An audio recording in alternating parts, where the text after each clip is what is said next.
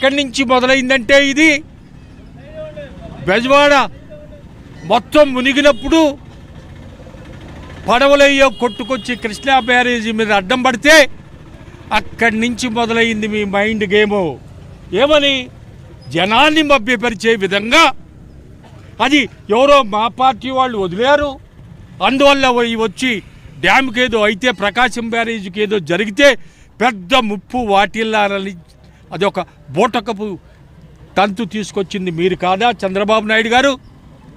దాని తర్వాత ఇంకొక సమస్య వచ్చినప్పుడు మీరు చేసిందేంటి?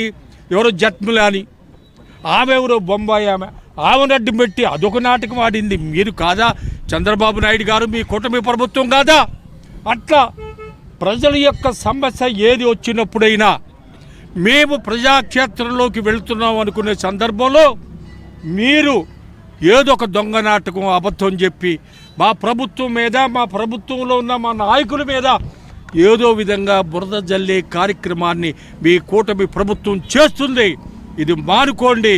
మీకు మంచి బుద్ధి కలగజేయాలని ఇవాళ మేమందరం కూడా రాష్ట్ర వ్యాప్తంగా చేసే దీంట్లో మా మంగళగిరి నియోజకవర్గ సభ్యులందరూ, స్థానిక మా ఎమ్మెల్సీ గారు, మా ఆప్కో చైర్మన్ మాజీ వీళ్ళందరం కూడా వివిధ మండలాల నుంచి 2 టౌన్ల నుంచి వచ్చిన కార్యకర్తలు, నాయకులు ఆ దేవదేవుడిని మేము వేడుకుంటుంది ఏంటంటే వీళ్ళకి మంచి ఆలోచన కలగజేయమని, రాష్ట్ర అభివృద్ధి కోసం మంచి ఆలోచన చేయమని, ఈ బురదగుంట రాజకీయాలు మానుకోమని,